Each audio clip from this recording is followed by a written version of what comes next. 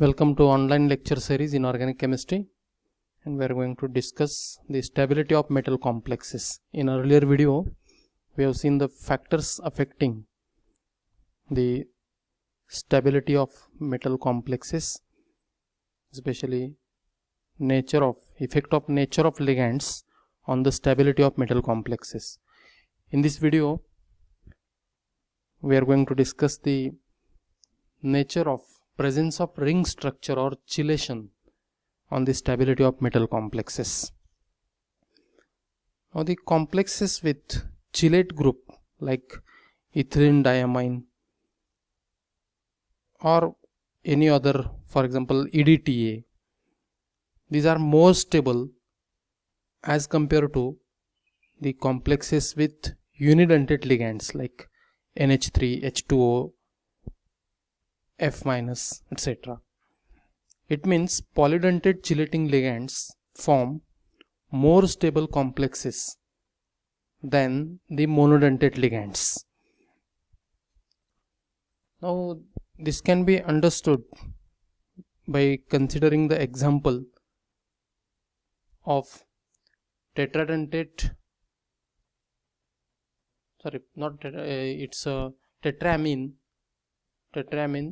Zn 2+ complex. So it is less stable, its log K value is 9.46.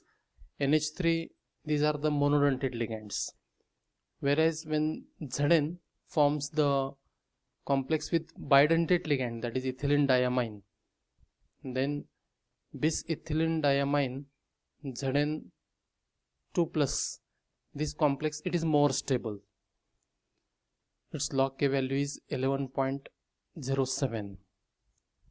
So this confirms that the polydentate chelating ligands forms the more stable complexes than the monodentate ligands. This is because actually polydentate ligands form the heterocyclic rings, which are comparatively more difficult to break, and therefore this resulting complex is more stable. The enhanced stability, it is due to heterocyclic ring structure in chelates, and this is called a chelate effect. Again, the chelate effect, this can be explained in terms of the favorable entropy change during the chelation process, and you know that a reaction results in increase in entropy is always favored. It means during chemical reaction, when there is a increase in entropy, then that reaction is always favored, and entropy, it is directly proportional to number of particles. Now as an example, you consider when hexaco-nickel, when it combines with ammonia, this ammonia replaces 2 water molecules as a ligand, and there is a formation of new complex. Out of 6 water ligands, 2 water molecules or ligands, these are replaced by amine, and we get new complex tetraaco by or diamine nickel second ion. And you can see in terms of number of particles in reactant, this hexaco-nickel, this is 1 particle. There are 2 moles of NH3 corresponds to 2 particles. So in reactant side there are 3 particles, and to the product side, this is the complex ion, this is 1 particle, and these are the 2 water molecules, these are the 2 particles. So number of particles towards product side, it is 3. So there is no change in number of particles.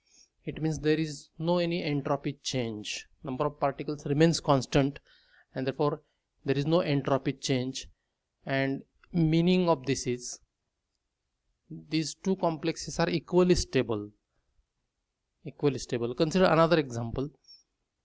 When hexaco-nickel 2 ion, when combines with ethylene diamine, So 1 mole of ethylene diamine replaces 2 water molecules, because ethylene diamine is a bidentate ligand, and these are the 2 water molecules replaced by 1 ethylene diamine, and we get new complex. Now when we count the total number of particles, to the reactant side 1 plus 1 there are 2 particles, and to the product side 1 plus 2, that is 3 particles. So this reaction proceeds with increase in number of particles. So entropy increases, entropy change is positive, and this forward reaction is more favorable, and therefore the complex of Ni2 plus with ethylene diamine, it is more stable as compared to the complex of nickel 2 plus with water. Now consider another interesting example. When hexaco calcium 2 ion, when it is treated with ethylene diamine tetraacetic acid, it is hexadentate ligand, then it replaces water molecule, all the 6 water molecules, and we get ethylene diamine tetraacetic acid complexed with this calcium, or okay, so this is the chelate complex, and this is the chelation process, and 6 water molecules are replaced from the earlier complex, that is hexaco calcium 2 plus. When we count the total number of particles, reactant and product side, to the reactant side there are 2 particles, and to the product side 1 plus 6, that is 7 particles. There is a substantial increase in number of particles, and therefore the EDTA complex of calcium, it is highly stable as compared to its aqua complex. Basically alkaline earth metals have less tendency to form the complexes, but calcium forms very stable complex with ethylene diamine tetraacetic acid. This can be explained on the basis of chelation process, and in terms of entropy change, there is a positive entropy change. Why positive entropy change? To the reactant side there are 2 particles, and to the product side there are 7 particles. So there is a reaction proceeds with change in number of particles or increase in number of particles, and this is favorable for entropy change. And whenever entropy change is favored, that process is spontaneous, and therefore EDTA complex of calcium, it is more stable as compared to its aqua complex. So in this way, the presence of ring structure or chelation, it favors the formation of complex.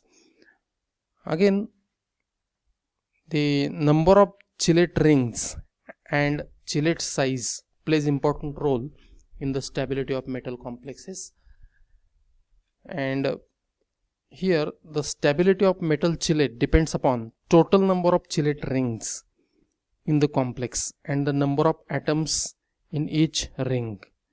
And it is observed that larger the number of chelate rings, greater is the stability of complex.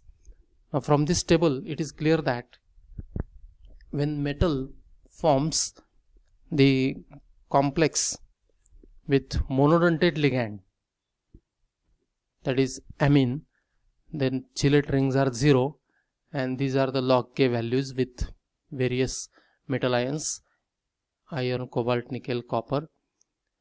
Now when same metal forms the complex with bidentate ligand, then chelate rings are 2, and here you can see the log K values increases as soon as the same metal forms the complex with bidentate ligand, and when it forms the complex with the tetradentate ligand, then number of chelate rings are 3, and log K values again increases. So as the size of ring increases,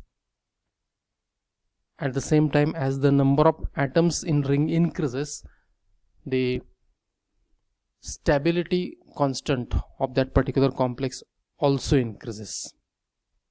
Now stability of complex also depends upon number of atoms in each ring, and normally chelate rings of 5 atoms or 6 atoms or 6-membered chelate rings or 5-membered chelate rings are more stable. Complexes with 5-membered or 6-membered chelate rings are more stable as compared to the complexes with 4-membered or greater than 6-membered chelate rings. As an example, you consider a metal, it forms the complex with ethylene diamine. So number of atoms in this chelate ring is 1, 2, 3, 4, 5. This is 5-membered ring. This is also 5-membered ring. So this is the stable chelate complex. Even with oxalate ligand, metal can form 5-membered ring. So 1, 2, 3, 4, 5. So this is the 5-membered ring. So 5-membered rings are more stable.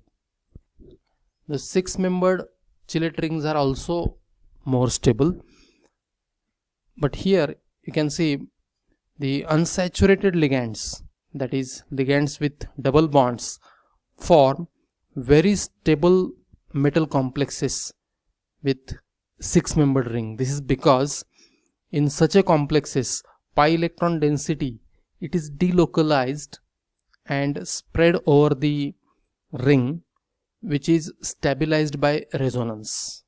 As an example, you consider the acetyl acetone complex with the metal. This is the acetyl acetone. So acetyl acetone, in acetyl acetone there is an unsaturation, and because of this unsaturation there is a delocalization of electron. So delocalization, at the same time the resulting ring is 6-membered. So both the factors are favorable for the formation of chelate. Resulting complex is more stable. So after delocalization we get new structure. So both the structures are stabilized by resonance effect or delocalization.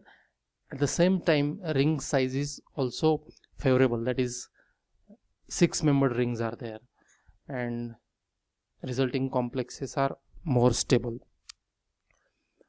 And the last important factor in chelation, that is the forced configuration. Now here ligands with porphyrin and phthalocyanine, which have completely fused planar ring system, form extraordinarily stable complexes with metal ions that tend to give square planar complexes. For example, copper complex with phthalocyanine, it is very stable. This complex, it is very stable. Copper second phthalocyanine complex, it is very stable. Normally the ligands, that is porphyrin or phthalocyanine ligands, they impose the planar configurations even on metal ions that have no tendency to form the planar complexes with unidentate ligands. Sometimes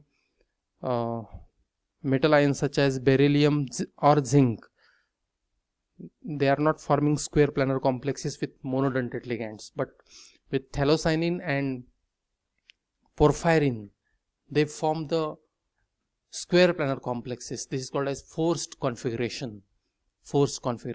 So copper 2 plus complex with phthalocyanine, it is very stable, and that effect, it is the forced configuration. Sometimes forced configuration, it is favorable for stability of the complexes. So in this way, here we completed the chapter, that is stability of metal complexes.